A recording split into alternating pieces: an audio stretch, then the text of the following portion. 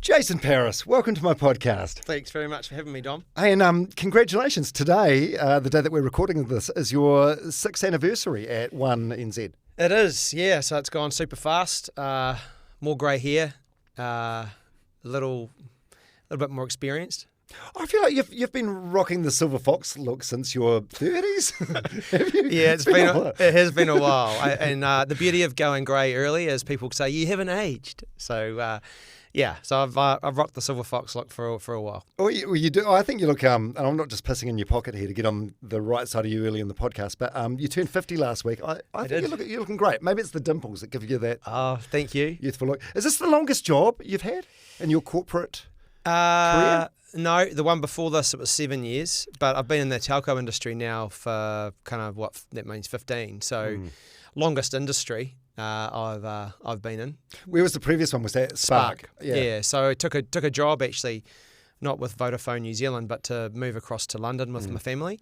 And then at the last minute it changed, and I got told I was CEO of New Zealand for Vodafone way back then. And so our plans quickly reversed, and we stayed in Aotearoa, which has been, given what happened in the last few years and COVID, etc., was a blessing in the scheme of things. Yeah. So. Let's run through your career. So it's OneNZ for the last 6 years, Spark before that. Let's go backwards. So I had a brief stint at MediaWorks in TV, and then before that was TVNZ, and then before that was Nokia, and then before that was McDonalds back in New Zealand. So I had just 4 years in London working with Nokia. And the rest of those jobs were in New Zealand, and so mainly kind of tech industry stuff is what I've been in, and I'd include media in that as well, because when I kind of came into the media industry in 2007, technology was starting to play a bigger part in that industry too. Geez, it's not a bad CV, is it, for a kid from Southland with out of tertiary education? Yeah, you've done all right. I've been pretty lucky, and the cool thing about it is I haven't had to apply for too many of those roles proactively. I've been shoulder tapped for whatever reason. I think that's one of the beauties of the New Zealand marketplace is that it's a bit of a village, and so the relationships that you have often create doors. In fact, my very first job was on the way back from a rugby trip to the West Coast, and the rugby manager of the Southland team was the rugby manager of Trust Bank Southland, and he said, "What are you thinking about doing? You want to come and work for me?" And so that was my pivot into working life. Although I also got declined for Teachers Training College just before that too, so it was kind of a forced move because the teaching industry didn't want me way back in '92. Jeez, what they do for some male teachers now. Also, I saw the car when you pulled up today in Pod Lab. Not many school teachers driving cars like that. Yeah, I'm pretty lucky. That's it's a nice car. Saved up for 2 or 3 years for that one, and it's kind of my little treat. Oh, good on you, good on you. What would you say are your... It's not a Maserati or a two-door sports car, though. No. It's a good SUV, though. It is. It's a sensible car for a man of your vintage. Okay, that's very nice. Thank you. What would you say your top 5 career greatest hits are? Like, surely the transition from Vodafone to OneNZ, the rebrand, is one of them? Yeah, Vodafone to OneNZ, Telecom to Spark. You were part of that? Yeah, right. Led that. So this ain't your first rodeo? No. Coming up with and launching TVNZ On Demand. So that was a big kind of industry move. I'd say a pretty important asset for TVNZ back then. I didn't have anything to do with this, but when I was at MediaWorks, the way that the team handled the Christchurch, Canterbury earthquakes, and then the Japanese tsunami afterwards. I was just delivering pizzas to the newsroom. It was really Mark Jennings that was leading it, but I was really proud of the culture that we built around that time, and the kind of do a lot with a little mentality. And then probably some of the product innovation that we did at McDonald's way back in the day. I remember coming up with the chicken McCheese when I was in my... Did you? Yes. And so yeah, there's a few things from a professional perspective that I'm proud of, and hopefully there's more to come. What about career greatest shits? The McDonald's placemats? Yeah, so that was a shocker. What's the story there? So the advertising agency put a bunch of faces in front of me in pictures, and we were the sponsor of the Small Whites, which is the New Zealand football kind of campaign. And I thought that they were all signed off and they had the rights to them. And of course, I chose the one with the Maori Queen's grandson on it, which is very bad to be eating food off anyone from Māoridom. 1.2 million tray mat placemats went out, and that had to be reprinted. So wasn't a stellar moment in my career. So I remember that one. Luckily, my boss was pretty supportive. Did you have to make a phone call to him to let him? Yeah, that must have been a fun conversation. 1.2 million tray mats have to be recalled. So yeah, no, that wasn't great. Lowlights are any structural change when you're having hard conversations about job losses. That's the worst. That keeps you up at night. Those would be the things that are the most kind of draining. And then you have to remember that you're making the decision and having the conversation, but it's much worse for the person that you're having the conversation with too. Actually, I'm not surprised you said that, because from my research and from what I know about your management style, you're a real open door kind of guy. So yeah, something like McDonald's placemats. It's a bit of money lost. It's a stupid mistake, but I'm not surprised that you said that about the people. Yeah, it's the worst. And unfortunately, with me, what you see is what you get. I'm the same person at home as I am at work, and anything that impacts people, or if I feel like I've let them down in any way, whether it's family or friends and at work, and sometimes you get those things wrong, and those are the things that you beat yourself up about the most. Yeah. Hey, we'll dig deep into your management style and your theories and things. But first of all, let's go all the way back. So, Jason Paris, who is he? Kid from Southland. Yeah, proud Southlander, born in Invercargill, solo mum. She was young, 16. And then my father, he left straight away and didn't come back. So he was never a part of my life until he actually died, and we went to his funeral in Christchurch. Had no connection with him.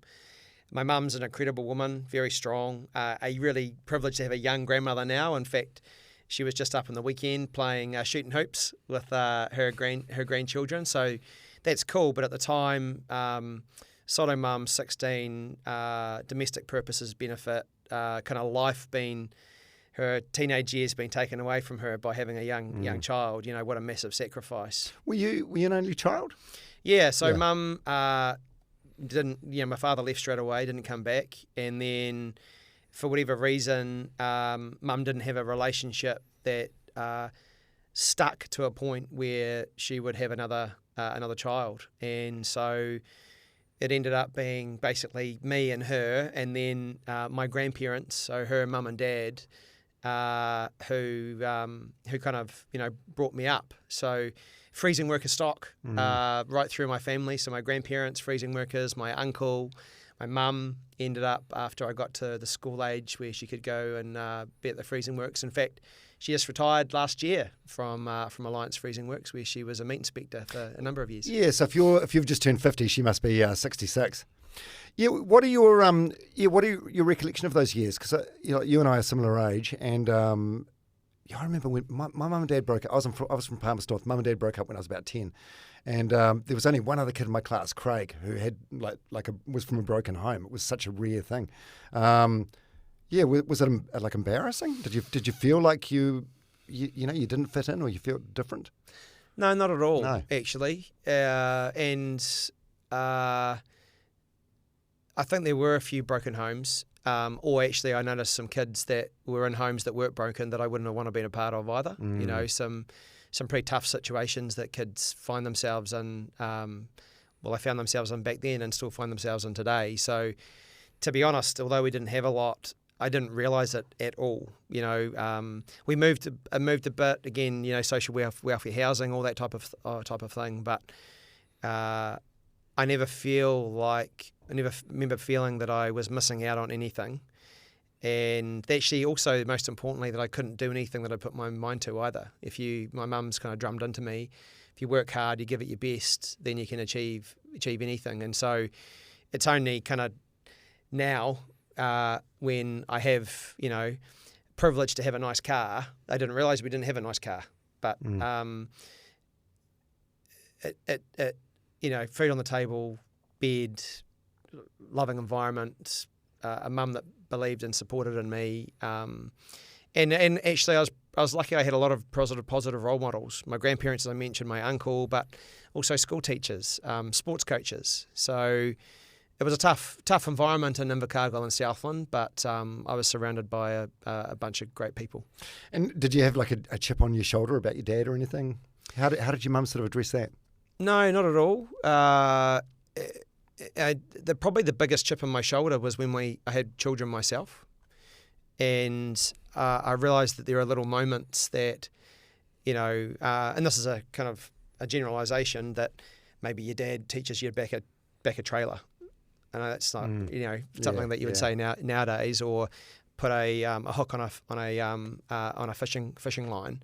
I hadn't been taught any of those traditional dad things, so I'm having to YouTube them and teach myself, because I want to pass them on to my kids, both my boys and my daughter, to back a trailer and to fish, etc. When I met my wife, Rach, she wondered why I hadn't sought out to reconnect with my father, and I'd never really contemplated it. And probably the reason was I didn't feel like I'd missed anything. And so it wasn't really until I started we had our children, where I was like, maybe I did miss something, but it wasn't enough of a drive of me to reconnect then either. My grandparents lived in the same house for what would have been 20 to 25 years after I was born, and so he had plenty of time to. And Invercargill was a small place, even though he moved to Christchurch. If he wanted to find me, he could have. So probably the only sadness is, if you're dead with a kid, it's probably when you're 17 you can make an excuse that you might be a little bit immature and not prepared to stick around. But you'd hope when you're 37 or 47 that you might have some reflection and go, actually, you might want to reconnect with your child. Unfortunately, he didn't want to. Yeah, you got no anger about that?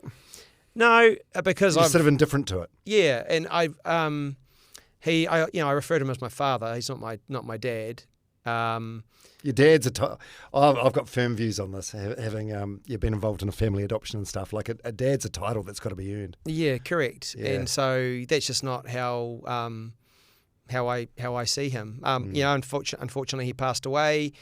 Mum found out about it. We went to his funeral to pay our respects, but also find out about health history, right? He died quite young, and so we want to know if there's anything that I need to watch out for, or our kids needed to watch out for.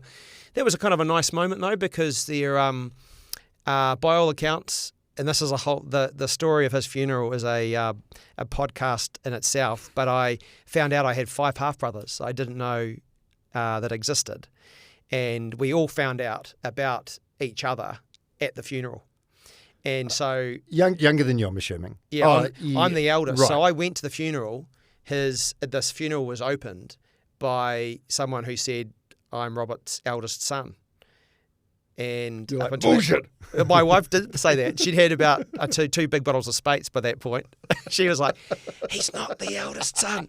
And I'm like, shut up. We're only here to pay our respects. We don't want to carry a scene. But over time, over that funeral, a scene was created because people started to find out, because my uncle, so my father's brother, turned up, and he was from Invercargill, and he mentioned to someone, and then everyone at the funeral started to find out about me, and then all of us found out about another 2 boys. So there was so we had like three there, family groups going on. Yeah. So he had 6 boys to 3 different women. So Oh my God. Oh my God. That's a lot to take in. Yeah, How many years ago was this, the funeral? About, what had it been? I'd say 5 years ago now. And it's also when I found out about my connection to Ngāi Tahu, which I didn't know existed at that time. And it set me on a journey to, mainly for my kids, to just see if the connection with that side of the family was something that would be meaningful for them. So we've just started taking some gentle baby steps along that journey. But yeah, man, that was a pretty mind-blowing experience where you find out, you all find out you got 5 half-brothers that you didn't know exist all at the same time at a funeral. So it's a lot to unpack. It is a lot to unpack. It's a lot. You need a lot of space to. Well, and have you got a relationship now with your half brothers? No, not really. Not really? No, like a social media relationship. Mm-hmm. So lots of happy birthdays, congratulations, that kind of stuff. It's a lot of extra free phones to hand out, isn't it? It is. And like I said to Rach, like I don't get to spend enough time with my family and my closest mates that I've known since I was 5 years old, let alone a whole bunch of other people to build a relationship. But that might change when I have more time. They're really good people. I really enjoyed catching up with them, and and who knows? But all of us, I think, were taken by surprise and have just kind of socially stayed in contact and gone, how do we even deal with that? Yeah, and what do you know about your father? Like, was he a good dad to some of the other kids? Not really. No. So well, that must be pleasing in a way. Yeah. Like I think I think he was a father, not a dad. Again, like at that point, and don't want to speak too ill of the dead. There was a big funeral, so clearly he had a lot of friends, and people who liked him. Yeah. He was very social. Big drinker, big smoker, and died of lung cancer. The interesting thing was, people were coming up to me at the funeral and would say, we're so sorry we didn't acknowledge you. And I said, oh, it is what it is. He would say, it is what it is. And then I'd say something else, and they'd go, he would say that. And then they'd tell you about, and I said, oh, I'm sports mad. He was sports mad. People... And New Zealanders are sports mad, and a lot of people say it is what it is. But people, kind of grabbing or gravitating onto things that were a connection, and also, I probably have. They said I had some mannerisms and some ways of talking or whatever that reminded them of him. So without a doubt, like when you have a child, you are, 50%. You shake it up into a cocktail mix, and that's what you get. So I'm gonna have a bit of connection with him, but no regrets. No. Like I've never been a point in my life at all where I've regretted not reaching out earlier and connecting with him. I think that speaks volumes about your mum and the job she did. So you never felt like there was like a gap or a hole there. And did you when did you have an appreciation of just how badass she was and what a good job she did? Because your kids are 16 now, right? Your kids are the same sort of age as what your mum was when she had you. You're still a kid at that age. Yeah. Like, did you have an appreciation growing up about your mum, or when did that come? Suppose when you're growing up, you don't really think about it, do you? Well, no. Also, like you're a teenager, you're a bit of a shit too. You're thinking about yourself versus you think about 100%. Your own teenage years. Luckily our kids are a little bit different and great kids. I think it was really when we had our own children and realised how difficult it is to bring up a kid, that I appreciate it. And then also, now that I'm, of this age, putting kids aside, just the relationship that I've got with mum now, and thinking about how difficult it must have been to be in her situation, and the sacrifices that she made. But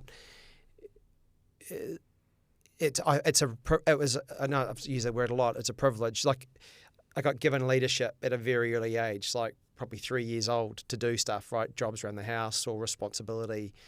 And that was 3, 4, 5, 6. A lot of change in my life, which means I actually I love change. I love industries and jobs and life that is free flowing. Doesn't stress me out at all.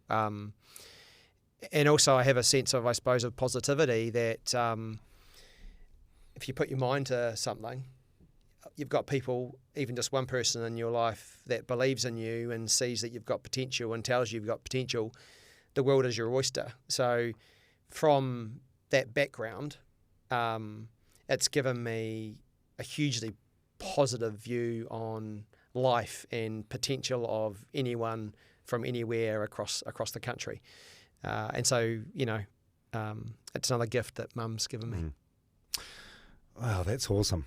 Yeah, and it's awesome that she's still young enough that you can tell her these things, and she knows how appreciated she is, and what an awesome job she did. And she's got a toy boy in Barry who's 64, and Barry and Granddad Barry's he's been around for 20 years, so the entire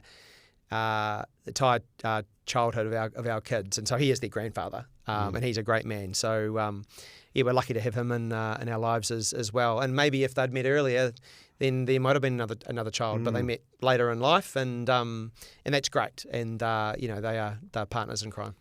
Yeah, do you know? Just one more question about your dad. Do you know if he followed your career from afar or anything like that? No, not at all. No, because he must have been You lived in the same town, while you were growing up. No. So he moved. So from what I understand, is he moved from Invercargill to Christchurch pretty much straight away and didn't come back. And if he did come back to Invercargill to see his parents or his brothers and sisters, didn't seek me out. And so it was never like Mum never ever described him in a negative way. Like it was only when I was much older that I started asking Mum a little bit about him, that she told me a little bit about what he's like, and she's kept me connected with his brothers and sisters. So my uncles and aunties, but they were more like not proper uncles and aunties, but kind of friends, older friends of Mum's, etc. And they've told me a few stories along the way as well. I knew he was a good athlete, good long distance runner, but I'd give him a break when he was 17. I don't give him a break when he was 47. Yeah. Do you forgive him? It's a good question. Well, I'm not sure I've got anything to forgive him for, because I don't feel like I've missed out on anything. I'd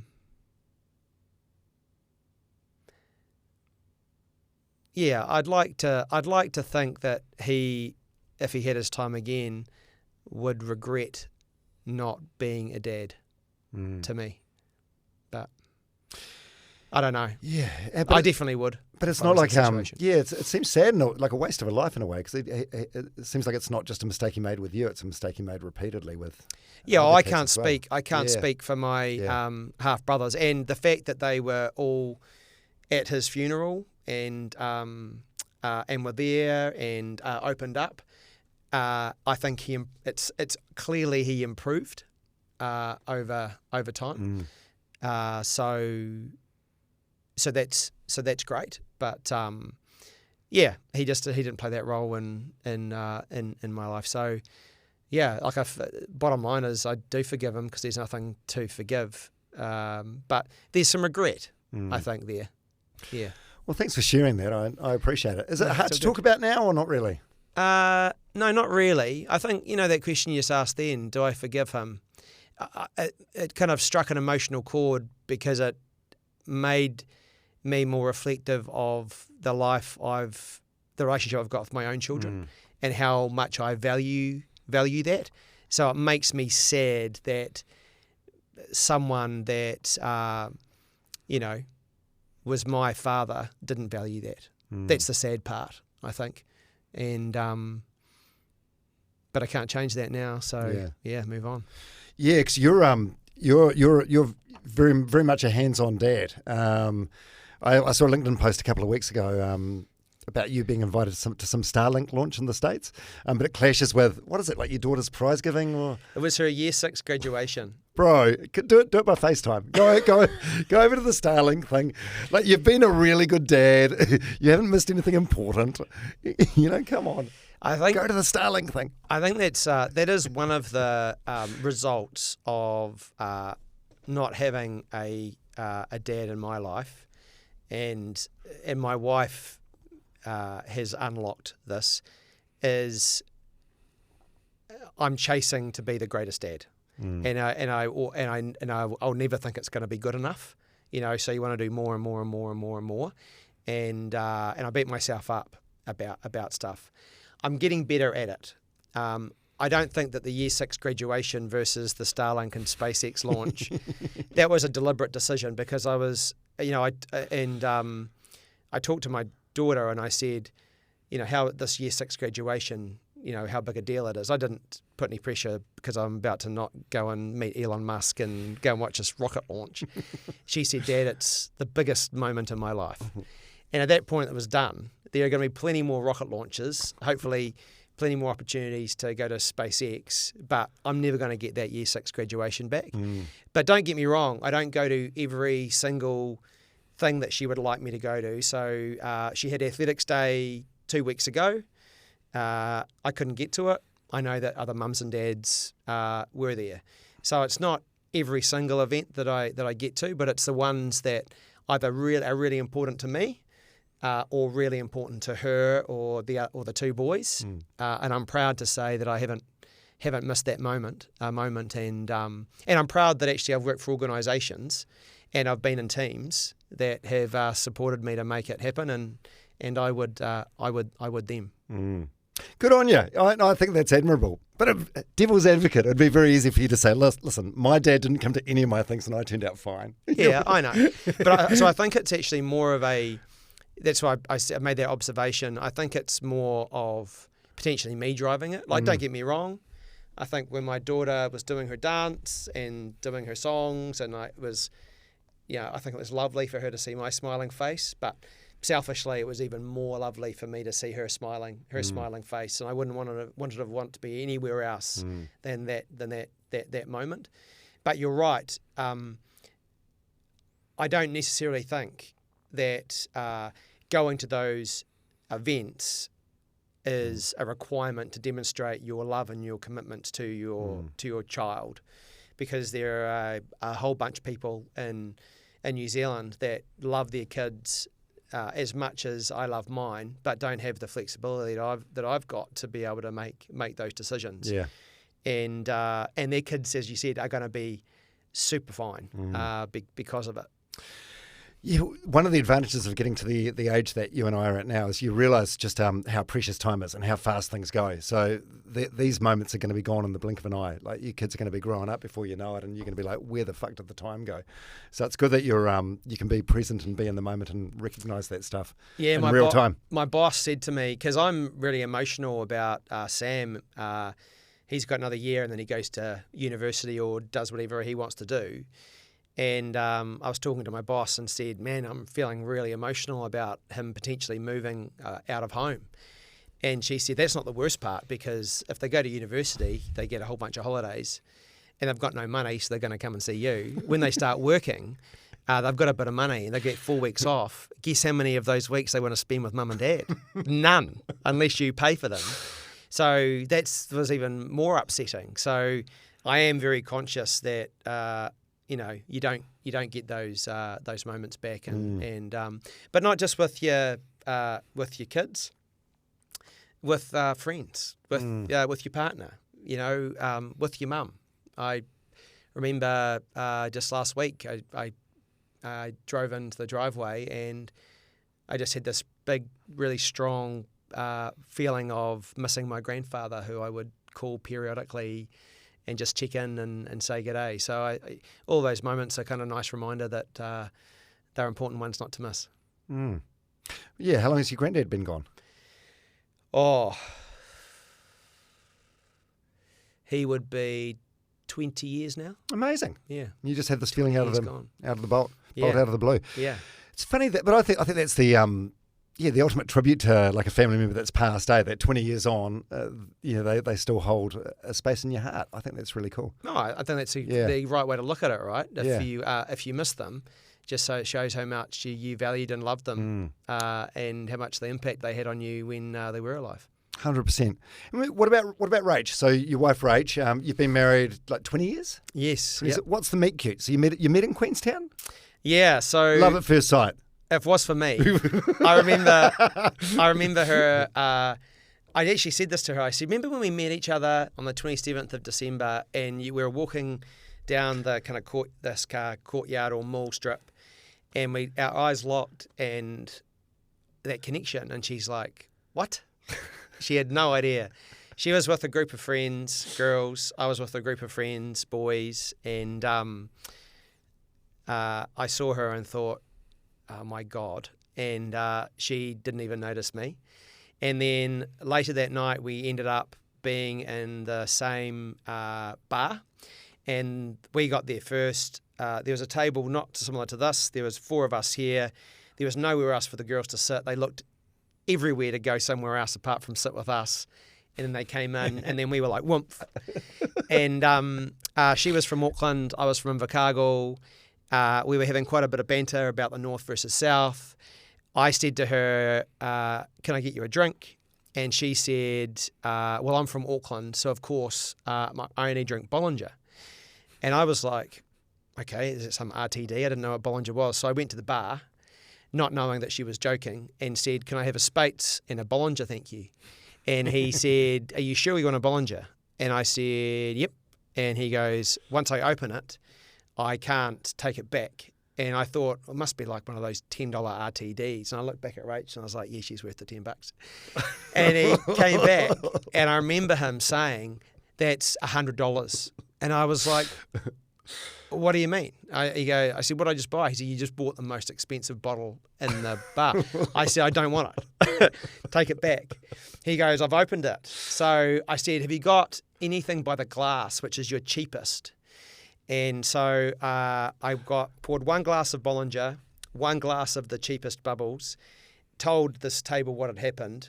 We did a blind taste test with Rachel, and she got it wrong.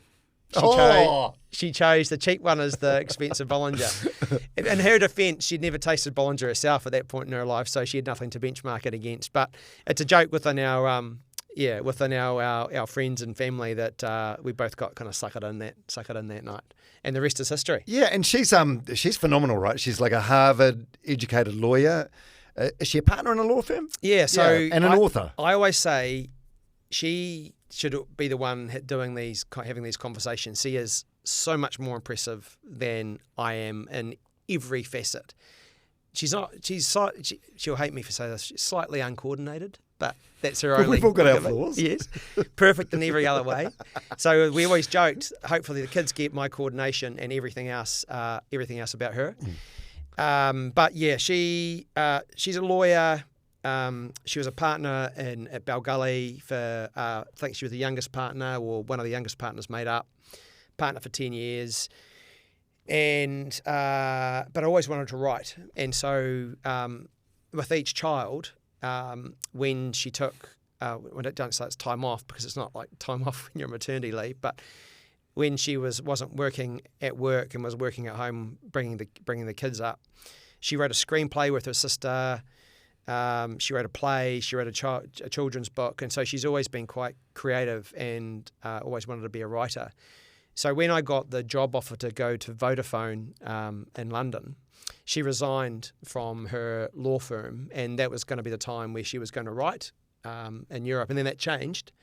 But she'd resigned from her partnership, and so we stayed in New Zealand, but she started to think about writing. But it was only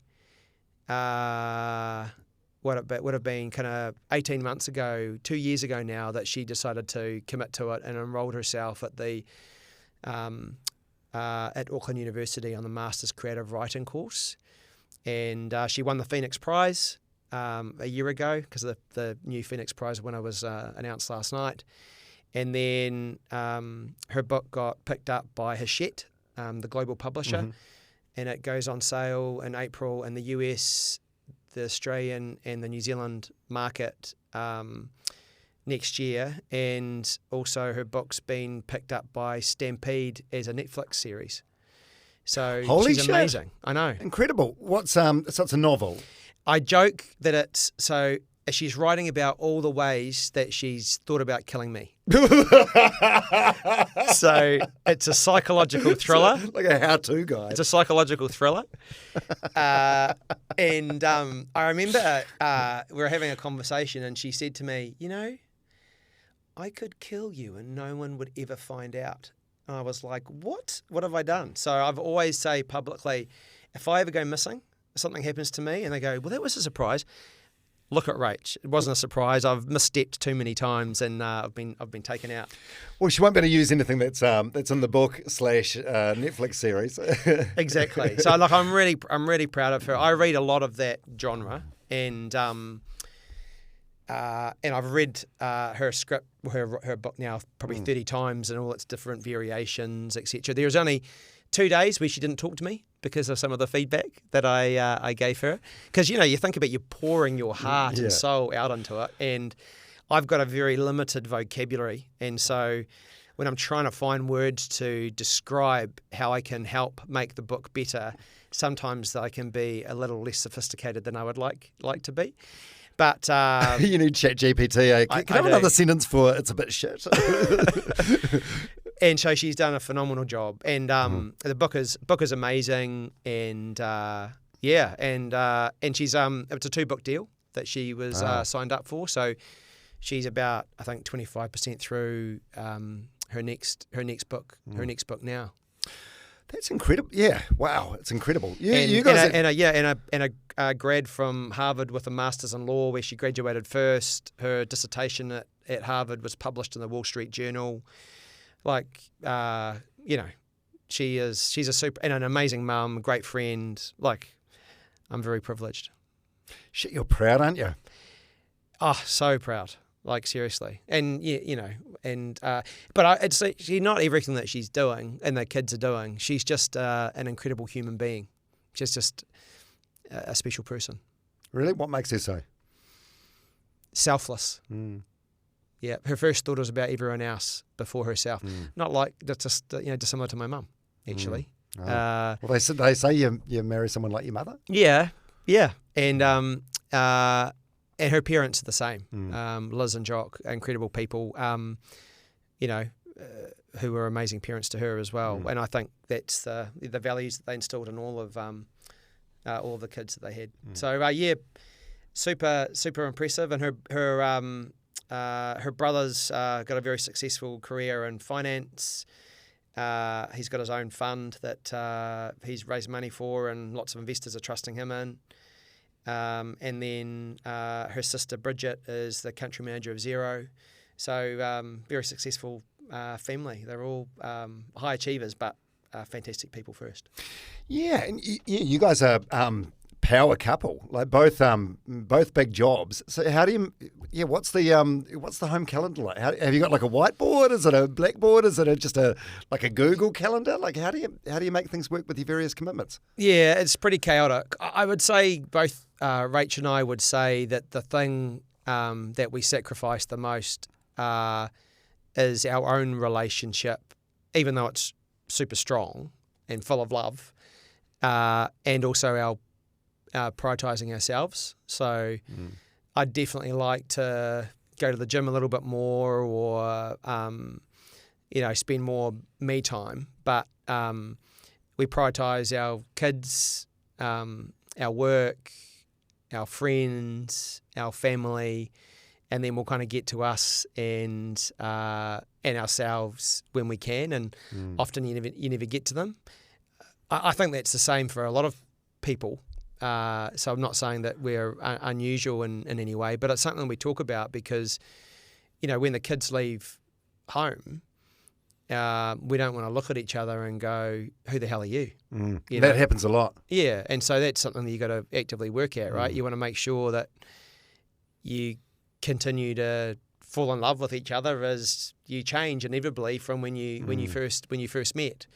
So we do, and so I think that it's healthy to kind of talk about that and make that time for the relationship. What are your big arguments about? Is it kid related or? You she's a lawyer. You wouldn't want to argue with her, right? No. There's you're on a hiding to nothing. Yeah, I'm just yes, dear. So like seriously, we don't have massive big arguments. I think probably the biggest challenges that we have is how do you ensure. It's probably more about actually the challenges of kind of just life and chaos and busyness and communication more than anything else. I can be a bit useless and not telling her what's happening when it's busy, and that's probably the biggest thing. Bro, I'm exactly the same. When your kids, in particular boys, get home from school and it's hard to get more than a grunt or a 1 or 2 word answer out of them. I'm the same in relationships. Like if I'm busy with other stuff, it's the communication the first thing that lapses for me. And I know it's a work on. Yeah, it's hard though, eh? It is. Yeah, and also I'm sure I've told her something and I haven't. So that's the biggest issue. And it was in my head. Yeah. I just didn't say it. You need to push harder, gaslight her. I definitely told you this. I definitely told you. No, she's got a memory. Yeah. Oh, that's great. So your son's 17 now? Yeah, so Sam's 17, Auckland Grammar, great kid. Will's 13, again, fantastic kid. He's in third form, Auckland Grammar. And then our daughter in year 6 going into year 7. Bum, bum, bum, so they're growing up fast. But I'm really proud of them. Good manners, good values, and all we say to them is be the best you can be. All I care about is the effort mark. The outcome will be what it will be, and they'll find what they love at some point in time. And who knew what they wanted to be? Well, very few people at 17 or 13 or 11. I just want them to try lots of things and be good people and open doors and have good manners and give it their best. And if they do that, I'm sure it'll work out fine. Yeah, that's bloody great. Oh, well done. That's cool. Well, you've got a few more years before you're an empty nester. Yeah, we have. Yeah. I thought it'd be exciting having one of your kids leave home, especially if there's a couple of backups. No, I'm going to be... You're going to be an emotional mess. I'm going to be a mess. It will be horrific. Yeah. Really? Why? Oh, I just love them so much. Yeah. And I just... Seriously, when Sam turned 17, I told him a story of when he was born, the day he was born. I don't know, but I got a cab ride back from the hospital, and the cab driver could see that I was really chuffed. And he said, "What are you smiling about?" And I said, "I've had my first child, and he's a boy." And he said, "Oh, funnily enough, it's my son's birthday this weekend, and he's 21." And he said, "Can I just tell you, it gets better and better and better." And I said to Sam, "It does. Like, I didn't want you to grow up when you were 3 and when you were 7 and when you were 10 and when you were 13. I was like, nothing's going to be better than this." But it does. And so just so proud of having my relationship with him and the kids. It's amazing, special. You haven't obviously gone through the Mount difficulty phase yet of that's got to come. No, yeah, like not at trouble. all. Like, of course they always misstep and they do naughty things and they've pushing boundaries, or I've found them they've snuck out the bedroom window to see their friends and with a vape in the school bag. All that. None of them have vaped. Really? Yeah. Oh, well done. Yeah, I used to work for Smoke Free way back when I was at school, kind of advocating. My grandma, she passed away of emphysema, whatever it is. Yeah. And so I've I've kind of installed that into them. Their probably biggest issue is addiction to devices, which, as being in the industry I'm in, it's a challenge I'm trying to navigate through at home as well as for the industry. Oh, it's tough. Like I've stopped looking at my screen time, my weekly screen time, because it's alarming. It is, and you can justify so much of it as working. Like I'm working, it's a work tool, but no, a lot of it is mindless scrolling. No, yeah, and I find that myself. I'm going, okay, I'll just I'll just wind down and look at a couple of things on Instagram, and it's 9:45, and then all of a sudden it's 11 o'clock. I just lost an hour looking at funny pet videos, and what the hell? Where did that go? And you can see, hopefully my brain is a bit more developed than a 13-year-old or a 17-year-old, but yeah, you can see that they are developed to keep you. Oh, they're addictive. attention. Yeah, it's, right. it's Exactly. sort of, I heard a podcast that's saying it's sort of the screen and the way it looks and feels and sounds is based on like slot machines. Yes. Yeah, but and the meta algorithms are so good. Like I get to see so many videos of dogs that look like mine. An hour is nothing, mate. I know. It feels like it's always listening to you as well, right? Like, and I just like all of a sudden, I turned 50 and I'm getting, gut health, bloating 50-year-old ads on social media, and I'm like, are you trying to tell me something here? Whatever it is. So magnesium supplements for me. Yeah, exactly. It's good though. It's helpful. It is. Hey, let's talk about the career stuff. So, so you left school. You went to university for 3 months. So what happened there? So I applied for teachers training college and got rejected, and then coming back from a Southland rugby trip, and then went to Trust Bank Southland. But I always thought that I would want to go to university because I had a view in my head that if you wanted to get a big job, whatever the industry was, and I wasn't too sure, that you needed to have a degree. And so was basically saving money up to not take on too much debt when I go to university. And my best mate was actually a year younger than me, and then my other best mate was 2 years younger than me, and so we were thinking about all going together. And so we all worked for a period of time in Invercargill before we went to kind of university in the same year. I was the year before I went to university, I took a job that was paying more than the bank in radio sales. So I started being a radio sales guy, and then left to go to university. And then 3 months after I was at university, the radio station manager turned up at my flat and said, "Hey, we've missed you. We'll double your salary and if you come back." So wow. I was doing a double major in marketing and information science back then, like technology. And I remember I called the careers advisor at the Otago University, and I said, "Hey, look, I've just got this job offer, but I'm really enjoying this information science thing." And I remember she said to me, "There's no money in tech. Take the job." So I took the job, and the rest is history. And that kind of that created, I suppose, set me on my career of kind of sales and marketing. So people come through the ranks, in finance or operations. My background has been in sales and marketing. So I just progressively moved from Invercargill to Wellington, and then to Auckland after I met Rach, and have been kind of a sales and marketing background ever since. Yeah, and I suppose once you get that opportunity and you start getting a bit of career momentum, like the degree thing becomes less and less important. But like if you look at jobs now on say Seek or Zeal or whatever, like most of them say the entry level requirement is a degree and whatever it happens to be. So how did you get like the marketing manager job at McDonald's without a degree? I just applied for it. Yeah, they didn't ask. They just assumed. No, so it actually wasn't a requirement, to be honest. Okay. And my boss now, my boss back then, Ian Sutcliffe's another good mate of mine, and kind of my view is once you get the interview, once you get the foot in the door, the qualifications don't necessarily really matter. In my view, unless you're a doctor, you're something who's a specialist. Yeah, this guy's got a good attitude. Yeah. He can do my brain operation.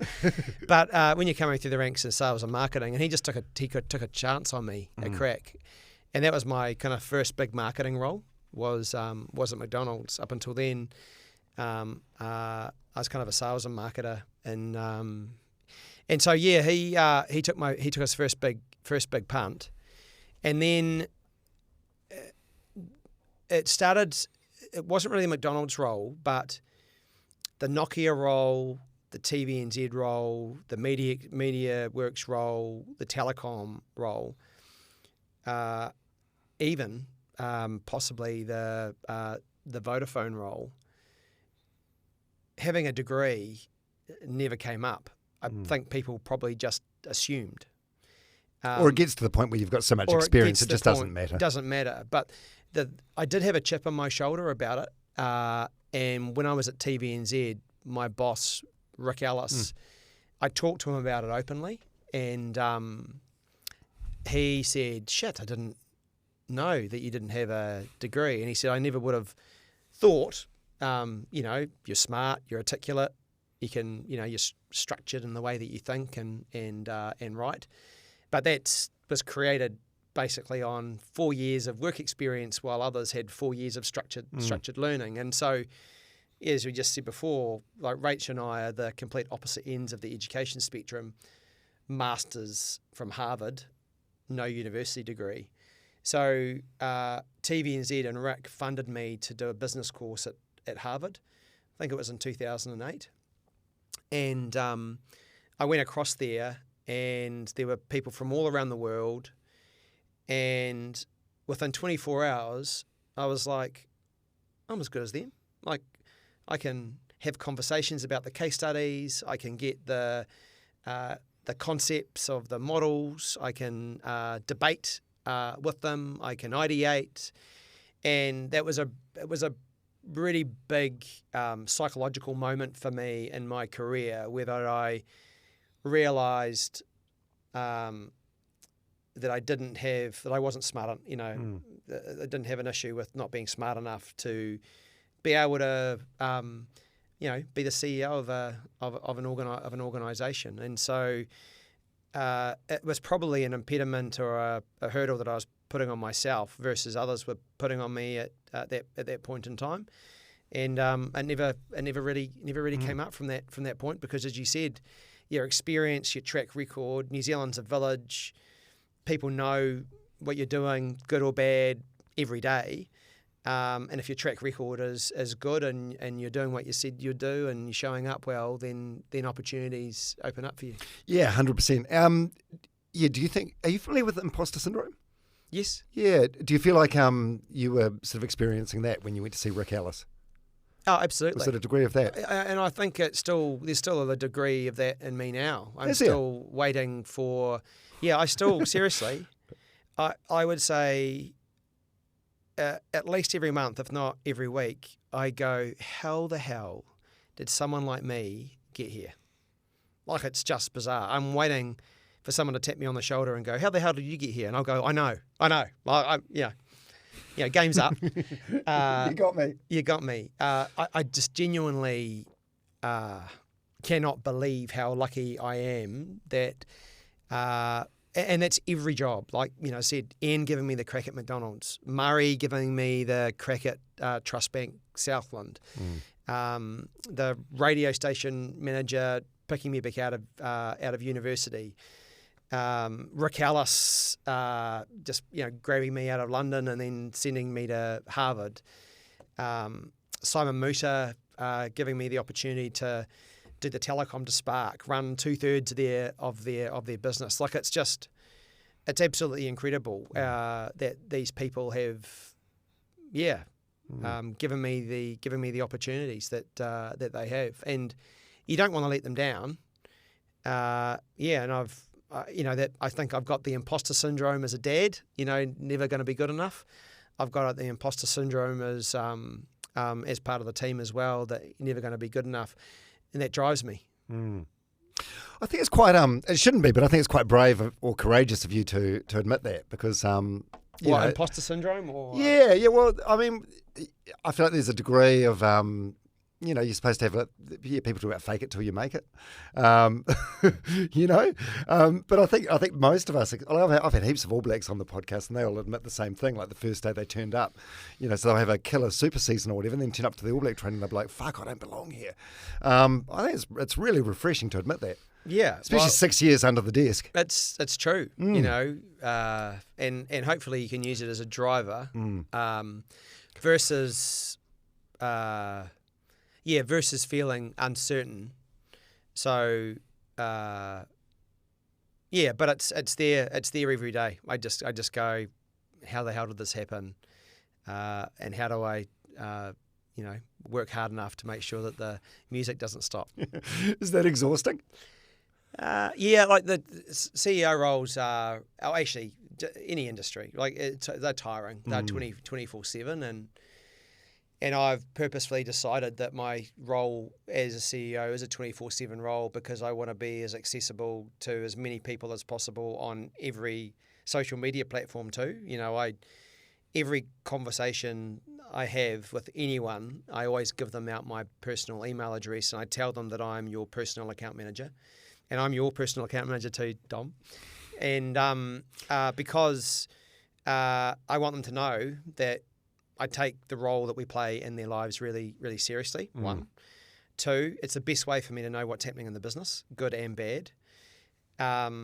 And three, I think it's my job. Like everyone in the organisation should be the best sales and service person that they can be. But that means, Friday nights, Saturdays, Sundays, I'll be checking my phone because if I get an email, it means the shit's hit the fan. A customer has a massive issue in their business or in their life for them at that point in time, and they've tried as much as they possibly can, and they haven't got what they needed to, and so I'm in a position to be able to help. Yeah, you're very active on LinkedIn, and I've seen like a couple of comments where you've put up a post about something completely unrelated and someone will write a comment bitching about some data issue or whatever it happens to be, and then you'll respond with your email address. So how does your email work? Does it get directed to a PA and then they goes directly to me? So I read every single, apart from one holiday, I'll read every single email that comes through. I'll respond to every single email personally. But then I have a team of about 4 or 5 people that don't just support me. They triage the most gnarly issues that come through the business, some of which come to me, and then they will account manage them and to make sure that they get fixed. Because New Zealanders are good people, and when it gets to me, we've normally pissed them off to a point where it's the last straw, and they're going, "You need to know what's happening in your organisation." So I'll send 3 emails out to our customer base a year. And I have done that since I started. I used to get about 1,000 emails back. I'd read all of them within 24 hours, respond within 48 hours, and then this team would help fix them and address them. That email volume's at least halved now. So I always put my personal email address at the bottom. Always say, if you've got anything that I can help with, let me know. So I'll probably get 500 emails. I would say half of them are now compliments. They would go, "You know what? You're doing a much better job than you were. Well done." And then the other half are actually, "You're still doing a pretty shitty job. I need you to fix this." But again, it's a calculated investment because I know I've talked to thousands of our customers over a year. And so I know pretty well what is going on in our business and where we're up to scratch and where we're not, and what we need to focus on and do. So it's an investment that is a really smart one, because it's the only way that you know what's really happening in your business is by talking to as many customers as you can. Yeah, and that's a very conscious and deliberate decision, I guess, to be a visible CEO. Yeah. Where did that stem from? Did you get the idea from anyone else or the inspiration, or is this just you as a person? No, it's just me. I like people, get my energy from them. I like hearing from our customers. It helps us make decisions. Helps me drive change through the organisation. I feel like if I engage and I can acknowledge and say sorry, if a customer, and there are very few of them now, that's a dick, I can call them out too and go, "You know what? Disagree with that. I think you're being unfair when you have a crack at a team member or where you're criticising us in this way." To be honest, I can only think of a handful of times where I've had to do that and stick up for my team. But I think by being visible and apologising and getting things sorted also gives you permission to draw a line in the sand and go, "Well, no, hold on a minute. Don't agree with that. Don't agree with your posture or your position or your criticism of us. And sorry, but we won't be moving forward on that one." So that's fine too. Yeah, well, a lot of the time people just want to be heard, don't they? They do. Yeah. Yeah. But, oh no, good on you for doing that. Oh, there was a thing on your LinkedIn a couple of weeks ago as well about you making a very public stand. What happened? You banned a couple of customers from one of your stores? What happened there? Yeah, so this has been a problem that's been growing in retail for all industries for quite some time. So, everyone will be familiar with the smash and grabs at Michael Hill Jewelers, ram raids. the ram raids and that kind of stuff. And, man, that's a terrifying, horrific experience. And as I said on LinkedIn a few weeks ago, these are grandmothers, grandfathers, uncles, aunties, mums, dads, sons, daughters, cousins, friends, New Zealanders just like you or me, trying to do a job to help people that do not need to put up with that type of crap, right? Now, we're lucky that the ram raids that have impacted our retail stores have been at night. People will come in. What they don't know is that all of our devices are in a safe they can't get to, and they think that the devices that are in our retail stores will work. They're not. They're dummy devices, right? You can use them, but you disconnect them. They're dummy devices. You can't put a SIM card into them. You can't use them. So when they do ram raid, there's nothing of value that they take. But in this instance, society is getting more problematic. We've got people coming into our retail stores trying to intimidate, being aggressive, swearing. Now, I know they're stressed. It's tough economic times. We've come through COVID, come through a recession, all that kind of stuff. But it's just, everyone's dealing with issues in their life, and you can't take it out on our people. And so this was an instance where someone was changing over a phone, and they had forgotten their Apple ID. It's not our job to change over their phone for them, but our salesperson was doing them a favour by trying to help them migrate all their photos and data. But you need your Apple ID to be able to make it happen, and they'd forgotten it, and it wasn't working, and so they lost it and was punching them and beating them up. And then someone else came in and they took a swing at them, and then they were abusing people and etc. And one of them had to go to hospital, and I was just pissed off. I was like, this is not good enough. It's unacceptable. And so we've kicked them off the network, and they'll never be allowed back. And that's a big move, right, that we'd take in very rare instances. But I'm sorry, if that's what you're going to do, then we don't want you part of our part of the team.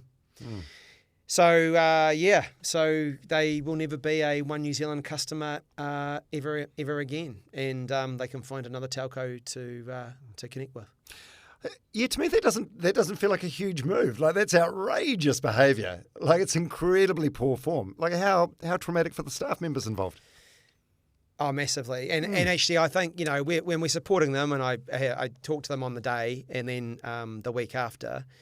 But you just don't know how you're going to feel, and then they came back into store, and of course they're feeling a bit apprehensive because no one expects someone to take a swing at you or try to beat the shit out of you when you're trying to help them. No, and that happened, and it was I couldn't predict it. This person was clearly, like, up until that point, was getting agitated and frustrated, but frustrated about the device, not at them, and then lost it. And so who's next? They'll be thinking. So. It is rare, but I just wanted to draw a line in the sand and say it's unacceptable. And this type of behaviour increases over Christmas, which is why I did it. I sent a timely reminder now, as people get stressed over that kind of busy Christmas and New Year period. Just remember that everyone's just trying to do a job. They're trying to navigate through life. They're trying to help you and support you, and they don't deserve, you taking your anger out on them. Yeah, good on you. Yeah. And why the rebrand? The rebrand from Vodafone to OneNZ. Yeah, a bunch of reasons. First one is it's a brand that we didn't own, Vodafone, and we were paying tens of millions of dollars overseas for, and that money is better being reinvested back into New Zealand. The majority of that money's been reinvested into SpaceX, into our partnership with them, and that'll be a game changer, getting your backup connectivity from space instead of on the ground in New Zealand. So That's one. Two, look, the Vodafone brand in New Zealand started off with a hiss and a roar. It was the leader in mobility. And then when I started 6 years ago, man, used to get a lot of crap at barbecues. People would go, your service isn't great, I've had a really shitty experience, I couldn't recommend you. And New Zealanders have got long memories. And so over the next kind of 3 or 4 years, so up until 2 years ago, we'd invested so much in our network and we're, the best network in the country, our service, we'd back ourselves to have the best service results in the country. People have long memories. But I remembered from the Telecom to Spark change, New Zealanders will give you another chance, especially if you do a bit of a rebrand. They'll go, oh, maybe something is different there. And so the rebrand was also a reconsideration moment. So people to go, hey, give us another try. And so we did a rebrand to have a bit of a refresh there. And then the third thing is we felt that in terms of a position, we felt that there was an opportunity for a New Zealand telco to stand more for this country and more for New Zealand than any other. So 2 Degrees is trying to stand for price. Spark, I think, was standing for kind of partnerships like Spotify. And we wanted to stand for the best of New Zealand. And we felt that there was a kind of a brand positioning. So saving money that can be reinvested, a reconsideration moment. So convince people to give us a second go. And then that positioning. So those were the three big reasons. And thankfully, the team did a much better job of my Telecom to Spark project, and all three of them have paid off. Not that the Telecom to Spark one didn't. Yeah, I was going to say that was fine, wasn't it? Yeah, it was good. Just it takes a while for these names to wash out, but eventually you just forget about it. And look, ultimately, you're right. It's not the name; it's the actions. So as long as you don't completely screw up the name choice, it's really the actions that you take. What other names were on the shortlist? Well, my favourite, the one that I was advocating for, they dismissed. I really liked Spirit, but it got dismissed because Spirit of New Zealand, the boat, and a good mate of mine, Bruce, runs that, and I would have had a conversation and go, hey, have you thought about doing a partnership with a telco? And so there were 5 names. I can't remember the others, and that was the one that the team went with. And then it just goes. As I said, it's really not the name. It's, is your network good? Is your service good? Is your pricing good? Have you got good people? Have you got good partnerships? And if you nail those things, that's more important than the name. Yeah, and names of brands always sound weird in the beginning. I remember I was at MediaWorks when Mark Weldon, who was the CEO, turned the news into News Hub. Yeah. And everyone was like, News Hub? Well, it looks like Pornhub. What is it? But after a while, it just becomes a thing. Yeah. You guys did, I think, a good job of this, or your team did, and they got you involved with it, a TikTok. Where you're reading out messages, just basically people mean tweets. shitting on the name. Because Kiwis love that self-deprecating sort of humour, eh? Yeah, that was embarrassing. Like my kids were like, "Oh, my dad, you're so cringe," because I think one of them was something about 420, and they were pissed themselves because I didn't realise that 420 was the name for a drug, whatever it is, and so. Yeah, so there was lots of things that not only were funny because people were taking the piss about the name, but they were also funny because it showed my naivety in a whole bunch of areas. And well, you mentioned the SpaceX thing before. Is that's the same as the Starlink thing? Yeah. So how did that come about? By the way, as a trail runner, this is so exciting. Yeah, no, it's it amazing. Is. So we've been working with Starlink broadband for quite some time.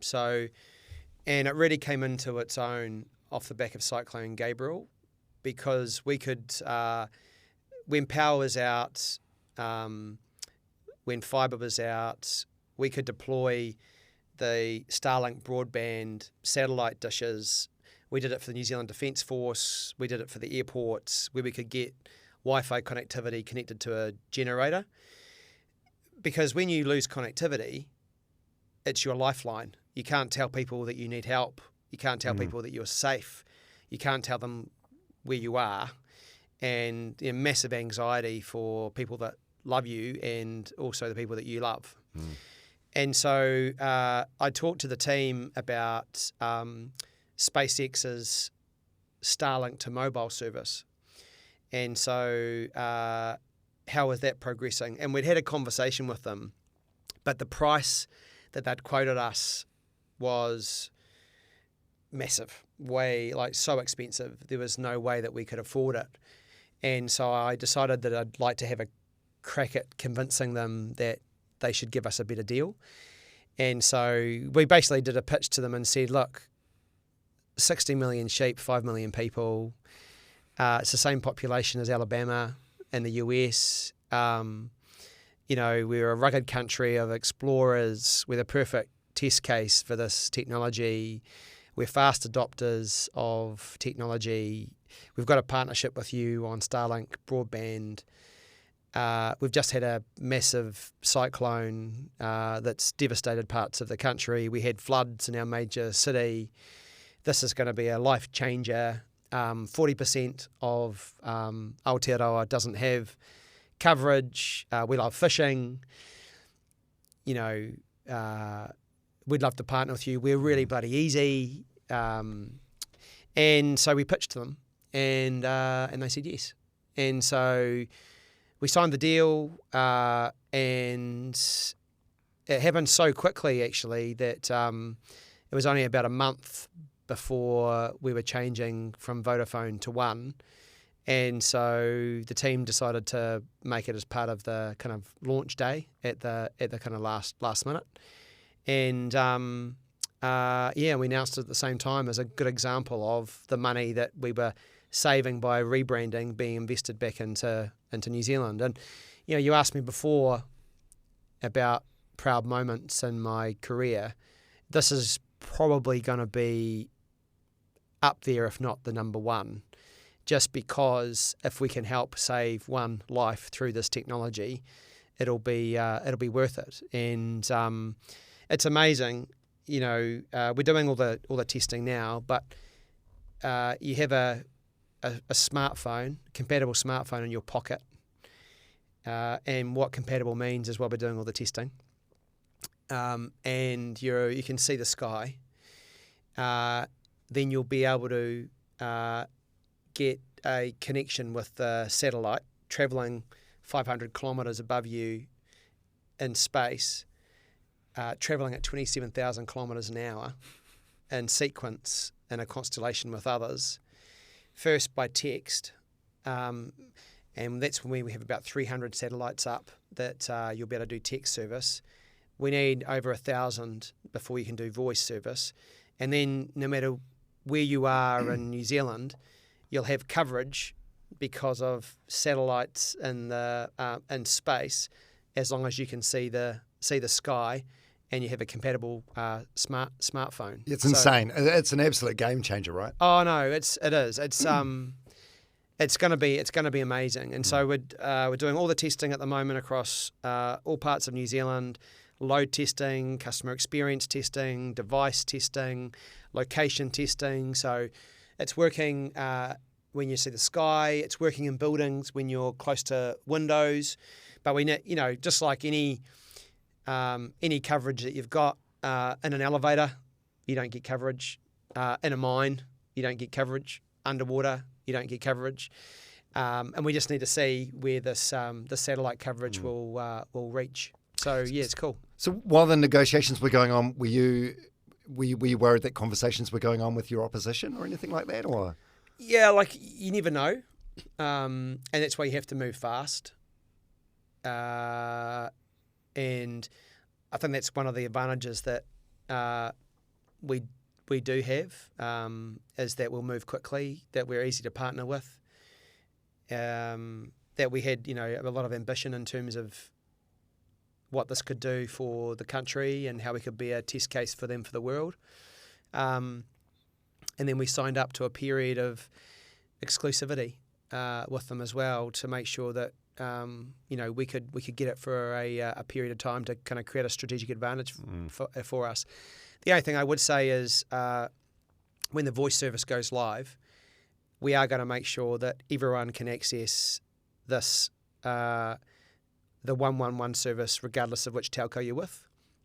So although I'd love personally everyone to be with One New Zealand, if you are with 2 Degrees, if you are with Spark and you are somewhere remote, once our voice service launches on the Starlink SpaceX service, if you need emergency services, you'll be able to get help no matter what telco you're with. It's a kind of a gift to New Zealand from a health and safety perspective. I don't want anyone getting in trouble just because they haven't chosen the right telco provider. Yeah, it feels like that's probably the responsible thing to do, right? Oh yeah, it is the right thing. That's why I'm going to be really proud that we're leading this. And there are other satellite providers.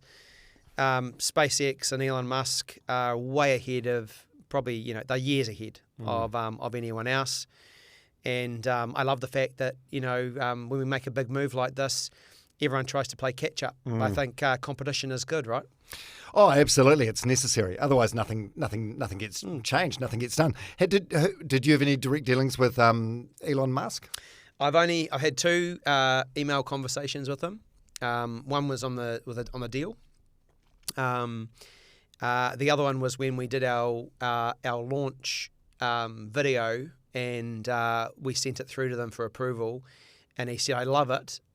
You've just taken stock footage of a Russian rocket, not a SpaceX rocket. Because can you... Oh, my God. Excuse me. So can you please change that out? Oh. So that was a slight miss. And then it's like the McDonald's placemats all over again. Yeah. And then the third thing, which was indirect, is when we started doing our testing in New Zealand, he messaged saying "cool" on X. So yeah, but regardless of whether you agree with his politics or his views on life in general, he is a technology genius, and the intent of saving humanity and prolonging humanity and giving as many people access to this amazing technology as possible. What's not to love about that? Oh, yeah, I mean, I know he's polarizing, but the guy's an absolute genius. He's got goals and plans to change the world. Like, he's already looking at life on Mars and things like that. And you just think of the impact that Tesla's had on the e-car market. If it wasn't for Tesla, we wouldn't have Polestar or BYD. No, exactly. We'd probably still just have like Priuses driving around. Which is why competition is good, right? 100%. And again, I'm proud we were the second telco in the world and the first in the Southern Hemisphere to partner with SpaceX and Starlink from little old New Zealand. That's New Zealand at its best. So I love that stuff, right? And that kind of can-do attitude. And New Zealanders are good people. We're bold, we're brave, we're cheeky. We'll ask, what's the worst that can happen? Just get a no. And more than often than not, it pays off, and it did in this instance as well. And I think, New Zealanders at its best, we do deals like that more and more. Yeah, that's a ballsy move, eh? It's very brash. Yeah, but it is seriously New Zealand at its best. And that's one of the things I am a little bit, I get on my soapbox about is we were talking before, this is an amazing country, and it's, we have to remind ourselves of that. It's to live and work in New Zealand, the greatest country on the planet. And it's our job to kind of keep it that way. But you hear this negativity from some parts of the country and some groups. I just dismiss it. You replace it with positivity. You need more positivity, more good news stories, more innovation, more bold moves, more big plays, more innovation, more partnerships. That's when we've always been at our best when we do that, right? So we need to see more of it. And I do feel like starting to get some green shoots of our mojo back, which will be fantastic. Yeah, well, there's always going to be the whinges of society, isn't there? That's always going to be there, unfortunately. But geez, how are you doing for time? We haven't even talked about the wars yet. Oh, I know, my favourite topic. And yeah, you do. Speaking about social media, Dom, that's whenever there's a Warriors game, my wife now confiscates my mobile phone. That's also a perfect example of why you shouldn't be on social media after you've had a glass of wine. It's also a perfect example of I am me 100% of the time, right? Doesn't matter. And I've got to remind myself at times that at all times, I'm Jason Paris, the dad, but I'm Jason Paris, the Warriors supporter. I'm also Jason Paris, the CEO of One New Zealand. So, and I'm not that guy who's the screaming parent from the side of the sports field or at a game abusing refs or players at all. I was just, as a fan, I was really frustrated because I feel like that sometimes the New Zealand teams, especially the Warriors in any sporting competition, get don't get consistency at times. Yeah. So this was a tweet you wrote in the 2023 season. What was it? Yeah, was there backlash? Do you get in trouble? No. I haven't had to buy a beer in New Zealand since. So that's been good. I got a lot of support.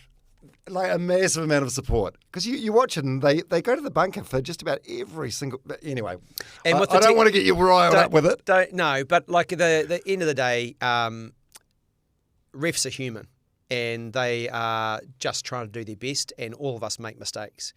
And so what I was asking for was consistency, and I think... the way that I communicated it, if I had my time again, I'd probably say it in a different way to get a better outcome. Yeah. But it just demonstrated again, hopefully, how proud I am to be a part of the team that supports the Warriors. They're a fantastic club, fantastic organisation. I don't know if you've met Cam George, but man, he's amazing. Andrew Webster.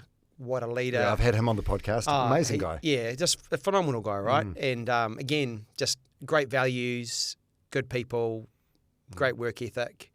I love what the club stands for. 5 teams next year. Female teams gonna be launching. So feel like we're building some momentum to win our first ever premiership. Yeah. And so that tweet, do you get in trouble with anyone? Like who tells the CEO off? Yeah, well, no one really. But the NRL were a bit pissed off, saying you can't criticise our refs. So I had a conversation with them and said, that wasn't the intention behind it. It was to get a fair go for the One New Zealand Warriors. So. I got a request from the NRL to be a Facebook friend after that, so I think we've made up. We're good. Yeah. So Vodafone and now One have been. God, you've been sponsoring the Warriors is it the longest partnership in the NRL? It is. Yeah. What's the ROI for you guys? It must be a huge expense. Well, no, actually, it's it's pretty good. It's pretty good value. Like I can't say the exact number because they've got a lot of sponsorships and a lot of commercial partners, but like I think it's a fair amount to pay for a long-term sponsorship where you get the good with the bad and increasingly more of the good. So they're a heartbreaking team, aren't they? They are, but the most loyal fan base. Yeah. The team behind it do an incredible job for the fans, sell out crowds. They take the game throughout the country. Their values and ethics are, again, New Zealand at its best. Hard work, innovation, honesty, trust, recruiting good people first across, every part of the organisation. So, yeah, and then you have years like the last couple with the up the wires momentum, making the finals, sell-out crowds, playing really well, scoring spectacular tries, fantastic defence, attracting, huge talent from Australia where we had to previously pay over the odds and now we pay, market rates for. We're in a really good shape actually. So it's a fantastic sponsorship where I'd like to think that we get amazing value for money, and so do the Warriors because, we amplify their brand and use our platforms to do that too. So yeah, whenever it comes up for renewal, like you're a massive fanboy, like we've established that. Whenever it comes up for renewal, do you come up against some resistance from people in the team, like, oh, let's go? No, not at all. And I've said to Cam, if I had my time, I'd sign a 100-year contract. That's not my job. It's probably past my DFA. Yeah. But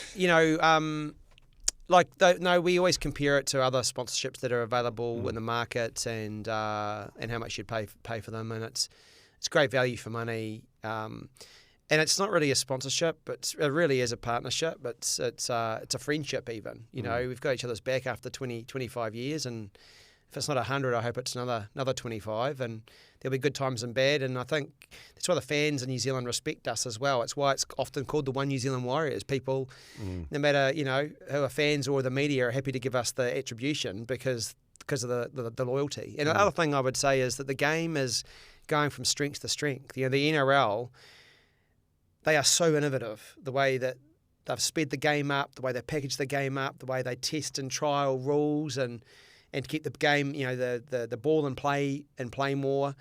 Other sports codes, I think, have got a lot to learn from them, to be honest. Oh, even the way they handled the pandemic as well, and played on. It was really innovative. And what a sacrifice the Warriors did, away from their families for 3 years. So, and I'm excited. I'm going to Vegas. So, as you mentioned, I've just turned 50. There are 9 boys from Invercargill going to Vegas for their 50th birthdays. So Vegas, watch out. Sounds like the Hangover all over again. Yeah, the Tigers in the room. The benchmark is everyone who gets on the plane has to get back on it home. So that's the benchmark. As long as we get back on that plane, then I think everyone will be fine. Yeah, ideally with a full set of teeth as well. Yeah, and no facial tattoos. Yeah. Oh, what about the stadium in Christchurch? So you guys are signed a 10-year sponsorship deal with that? Yeah. So if we do sponsorships, we're either big or nothing, right? So we're naming rights or we're nothing. We don't like to, you go big or go home on that stuff, which is why we're quite particular about where we invest. And like the team down there, they've done such an amazing job. I don't know if you've seen it, but it's going up. It's on time, on budget. Yeah. The design's spectacular. The Cantabrians love it. The South Island loves it. I think increasingly when big acts come to New Zealand, they'll go to Auckland and Christchurch. So that's exciting. We wanted an anchor point in the South Island to demonstrate that we're not an Auckland-centric brand. We're about the mainland as well. And so we're putting a lot of technology into the stadium to help enable it, and it's going to be a fantastic partnership. And of course, we've got partnerships with Live Nation, so we bring with the biggest artists, partnerships with the One New Zealand Warriors as well. So hopefully, with the sport and with the music acts, we'll have all facets kind of locked up. Yeah, you guys do a great job. I was in Breakfast Radio when Vodafone came on board as a sponsor for the New Zealand Music Awards. Yes. So it was sort of every year the awards were on. It was like average. Vodafone came on board, amazing. And then when the sponsorship ended, back to average again. Yeah. So when we do it, we want to do it well. Do it, yeah. What do you want to do next? Like bigger role, smaller role? Like you're still like on the way up, you think? I hope so. Yeah. I love New Zealand, so my preference is to continue to live and work here. I wouldn't want to move if we had to move overseas until after my daughter had finished high school. So she's 11, so bit of a stint there. I don't want to overstay my welcome at One New Zealand either, though. So how do you know when the time's right? Yeah, I don't know. This it's not right yet, but maybe I'll just know. So I get up every morning and I'm super excited. It's a fast changing industry. Generative and autonomous AI is exploding, and we're at the forefront of that as well. So that I'm always learning and developing. So that's quite cool. I can see massive opportunities for our customers and for our business in that. If my owners just said, "Hey, JP, it's just status quo. Just run the business, don't change a thing, don't touch a thing," that would definitely be time to leave. I'd get bored within about 10 seconds. They're not like that, though. They are super ambitious and keen for us to accelerate. So that would be one. And then I suppose if another big opportunity came up to do something cool that would be meaningful and impactful for New Zealand, then I'd have a look at it. Definitely wouldn't be politics. I get asked that that was going to be my next thing. Was it? Yeah, like after I did wonder that. I had a thought after watching like the careers of Key and Luxon. No. No, I always every time I Why would you want it? I'm pleased you said that. every time I see a politician, I thank them for their sacrifice. It is. Because, man, like, it's not just the sacrifice that you see, it's a sacrifice that you don't see. You know, the scrutiny that they come under at a cafe or in their social lives, the time that they spend away from their homes, the documentation they have to read, the hours they have to put in, the significance of the decisions that they have to make. I'm also not sure that I'm thick-skinned enough to take cop the criticism that they get.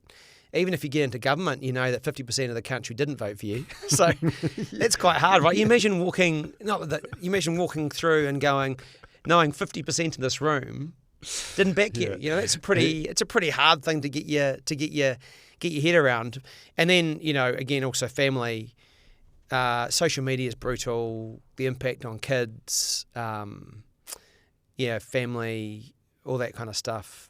It's and then what I've convinced myself is that if you are in a business that can make positive impact at scale, you can do great things for New Zealand still, even if you're not necessarily in politics running a portfolio. And so, you know, this deal with SpaceX, I think will do more for New Zealand's telecommunications infrastructure than a government policy ever could.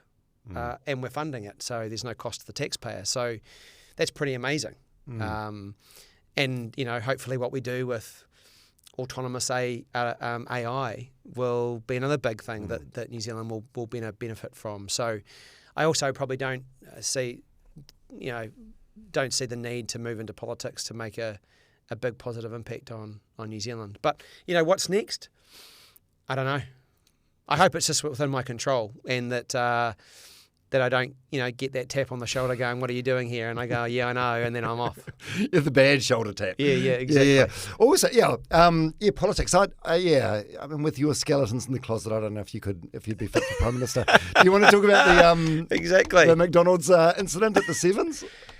Oh, when was this? Were you at McDonald's at the time, or was this post McDonald's? This may have been pre-McDonald's.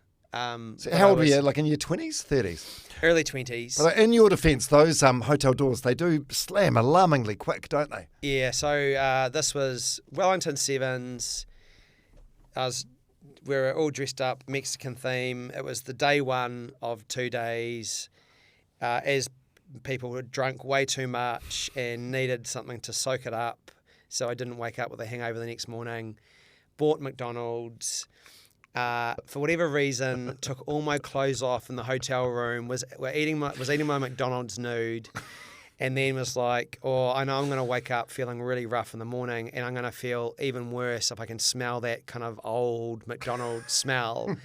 How do I get rid of this?" And so I was like, in my drunken state, going, "I'll put the bag outside my room."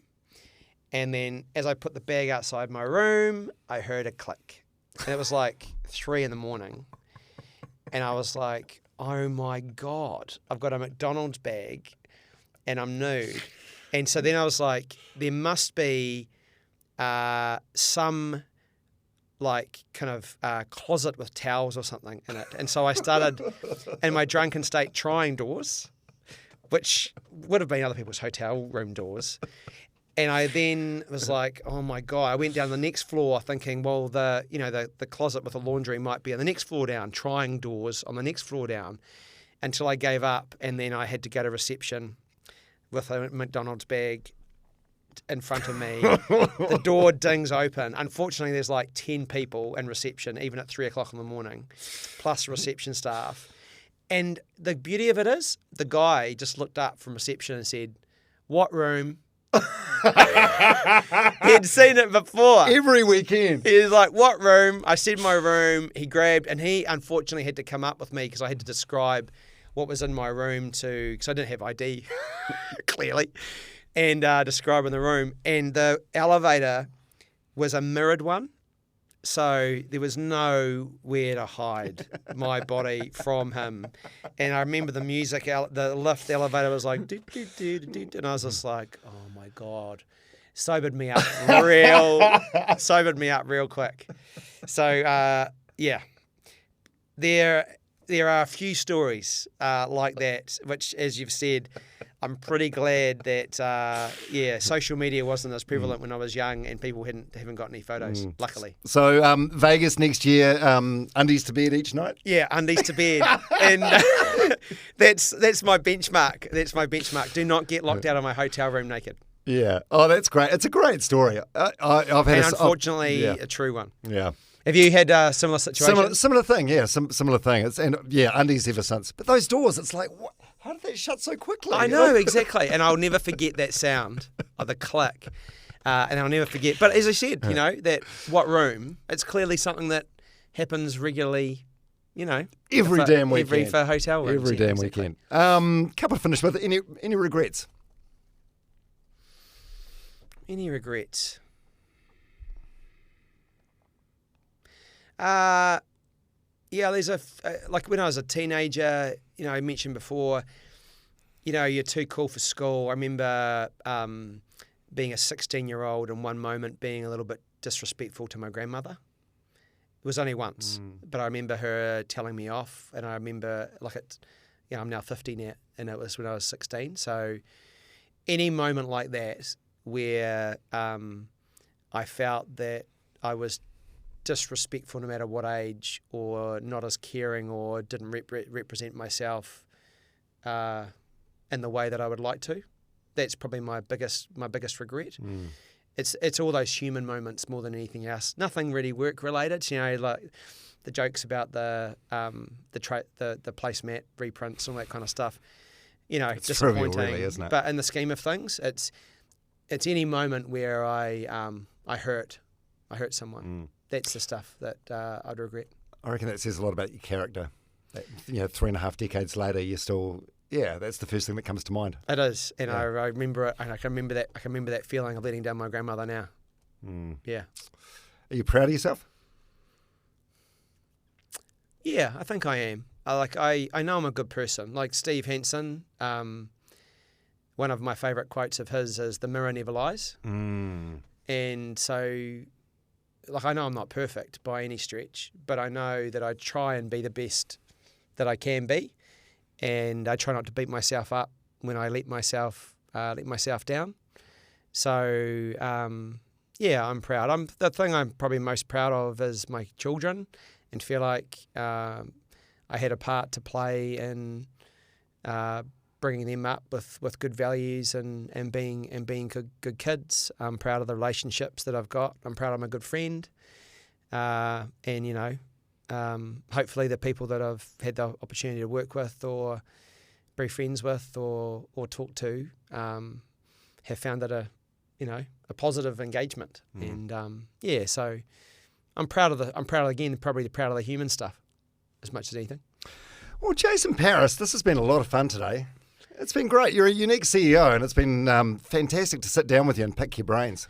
Yeah, well, thank you. Thanks for having me. Really enjoyed it. And as always, these type of conversations, you learn as much, through the conversation when you're talking about stuff as you think you're trying to help others with as well. So it feels like thank you for having me on. Every time I get a kind of request from someone who I see as a famous New Zealander, I kind of like yourself, I go, what, me? So a bit surreal being here, but thanks for the opportunity. Yeah, no, it's been great. I feel bad now for stitching you up and getting you to tell the McDonald's story. It was low hanging fruit, and I didn't need to go there. No, you're a great New Zealander, and thank you so much for being on the podcast. No, thanks for your time. Cheers.